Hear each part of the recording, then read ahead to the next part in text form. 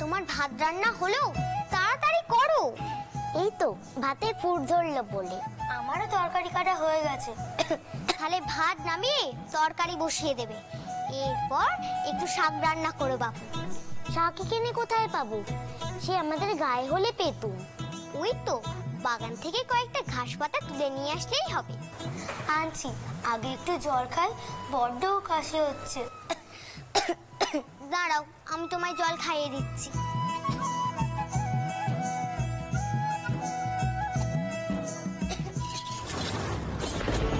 ছাড়ি মেয়ে, আয় আমার সঙ্গে। এই গরিব মেয়েগুলোর সঙ্গে তুই খেলছিস? দেখছি তুই একটা রোগ না বাঁধিয়ে ছাড়বি না। চল আমার সঙ্গে চল। আর বলি ও মেয়ে, তোমরা যে এদিক বানিয়েছো তা কোন সাহসে এদিক বানিয়েছো শুনি? যাও যাও বলছি, এখান থেকে যাও। কিছু মনে করো নে, কাণ্ডে দূরা দূরা আর আমাদের ভিকিরির দল এসেছে আমাদের খেতে। বেরো বেরো এখান থেকে, আর কোনোদিন যদি এদিক মানে আসতে দেখেছি না একেবারে খুন করে ফেলো। গরিমা, ওদেরকে আপনি বকবেন না, আমি ওদেরকে এখানে আসতে বলেছি। যা বলার আপনি আমাকে বলুন। বাবা, তোমরা এখন যাও কেমন? তোমাকে কিছু বলে কি কোনো লাভ আছে?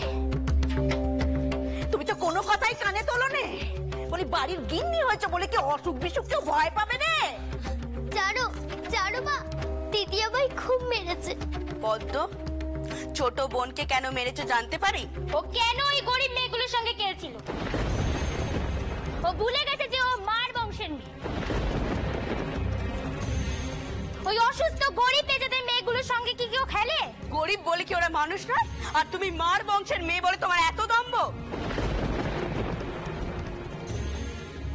আমিও তো একদিন গরিব ঘর থেকে এসেছিলুম, তাতে কি? হই না, পড়লো কথা সবার মাঝে, যার কথা তার গায়ে বাজে। ওরে বাবা, ও গরিবদের ঠেস দিয়ে কোনো কথা বলেনি, অসুখ বিসুখে ভয় পেয়েছে তাই কুমারীকে শাসন করেছে। সবাই যদি ওদের এইভাবে পায়ে ঠেলে দেয় তবে ওরা কোথায় যায় বলুন তো? ওরা তো ছোট, ওদের কি আর অত বোধ বুদ্ধি আছে? ওরা তো শুধু খেলেইছে, কোনো অপরাধ কি করেছে? দেখো মা, তুমি কিছুই বুঝবে। যে বুঝো না বোঝার ভান করে থাকে, তাকে বোঝায় কার সাথে? তোমার যে দেখতে যদি আমরা মরি, তাতে যদি তোমার কোনো শিক্ষা হয়।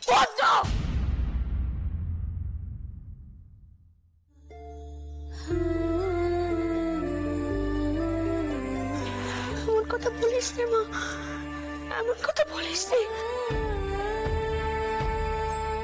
তোরা যে আমার পরাণ, কথা তানেও পড়ে আবার অস্থানেও পড়ে। রক্ষে করো রঘুবীর, রক্ষে করো, রক্ষে করো।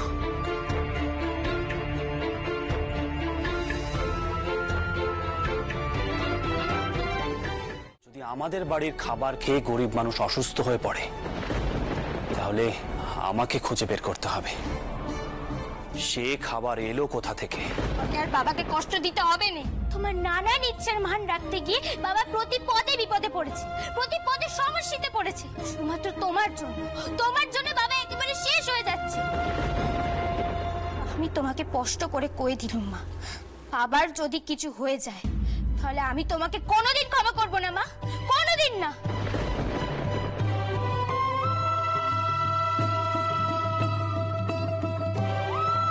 বাবা,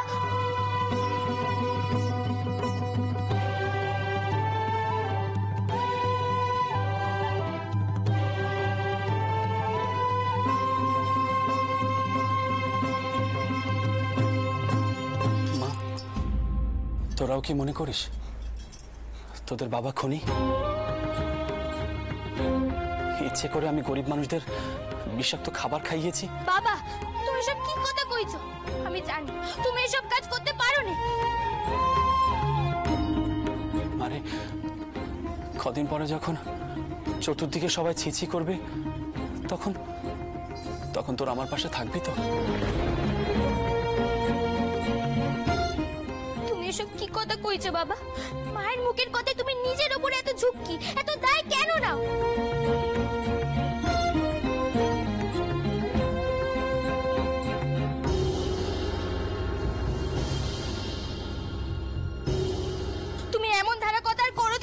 বাবা, কোনোদিন না।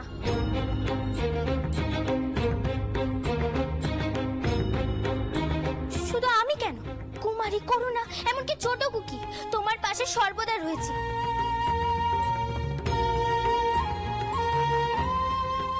তুমি আর এত কথা ভেবো না বাবা, তুমি আর এত কথা ভেবো না। তোমার যদি ভালো মন্দ কিছু হয়ে যায় তাহলে বুক ফেটে আমি মরে যাব বাবা, আমি মরে যাব।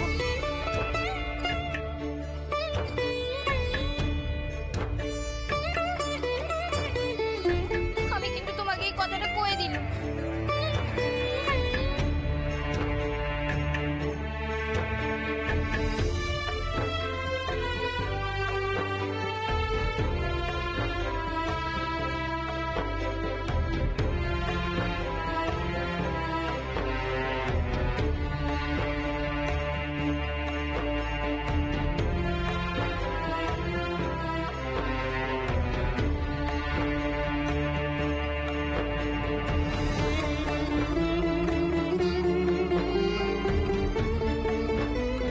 থাকতেন তেনার মেয়ের সাথে, উনি এতেই ভালো থাকবেন।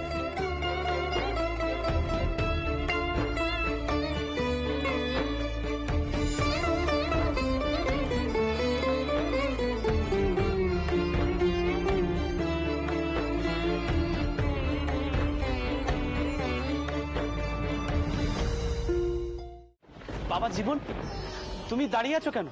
বোঠান, রানীকে তাড়াতাড়ি আসতে বলুন, সে মন্দির থেকে ফিরেছে তো। জগদম্বা, করুণা, তোমরা দাঁড়িয়ে আছো কেন? তাড়াতাড়ি মাকে ডেকে নিয়ে এসো। বরণখানা আমি করছি বাবা মশাই।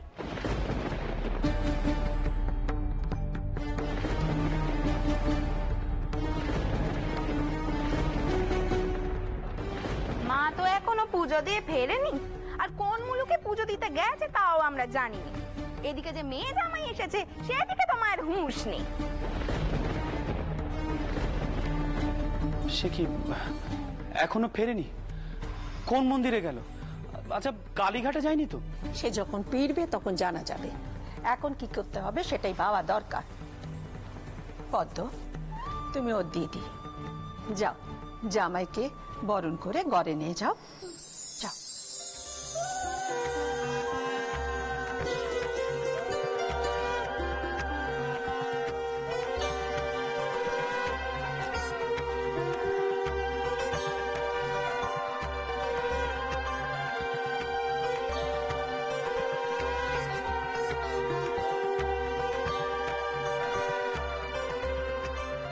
দেখেছো তো বড় গিন্নি, আমি এই জন্য বলি না এই ছোট নাথ বইয়ের কোনো কাণ্ড কেন নেই।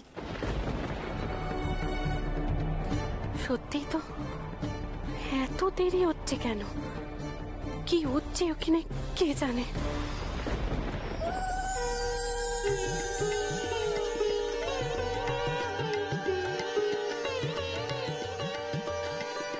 থাক থাক বাবা। বড় গিন্নি বলি, দাস বংশে এমন অনাশিসি কাণ্ডে আগে কখনো ঘটেছে? কি বলছেন মাইমা? ঘটেনি আবার? ওই বউ যবে থেকে এই বাড়িতে এসেছে তবে থেকেই তো এমন কাণ্ডে ঘটেই চলেছে, কিছু মনে করবেন না। আপনি কি আর কম বলেছেন? তা কে শুনেছে কার কথা? ও শুদ্রবেন নয়, যে শুদ্রবার নয় সে এত বললেও শুদ্রবে না। আমার তো মনে হচ্ছে মন্দিরে যায়নি, অন্য কোথাও গেছে। মন্দিরে গেলে কি কারোর এত সময় লাগে? আপনি বলুন না। কোথায় গেছে তোর কি মনে হচ্ছে? আমার আবার কি মনে হবে? কিছু মনে করবেন না। কতক্ষণ মনে হলো বলে ফেললাম। বকে জোকে আর কজনকে চুপ করাতে পারবে বলো তো বুড়ি ঠাকমা? মায়ের তো চিরকালের অভ্যেস, নিজের মেয়ের দিকে তাকাবে না, অথচ অন্য লোকের উপকার করতে চললে নাম কিনতে হবে কি না? দেখো কে আজকেও নিশ্চয়ই সেরকম কিছুই করতে গেছে। পদ্ম, মায়ের নামে নিন্দে না করে নতুন জামাই এসেছে তার জন্য জল কাবার পাঠাবি চল। আর একটা কথা মনে রাখিস, তোর মা যাই করুক সকলের ভালোর জন্য করে, সেটা শুধু বাইরের লোকেদের জন্য নয়।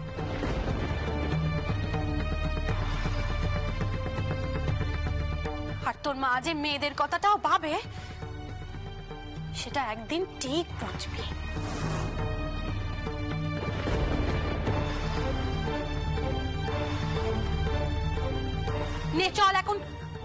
নিয়ে চলে চল আয়।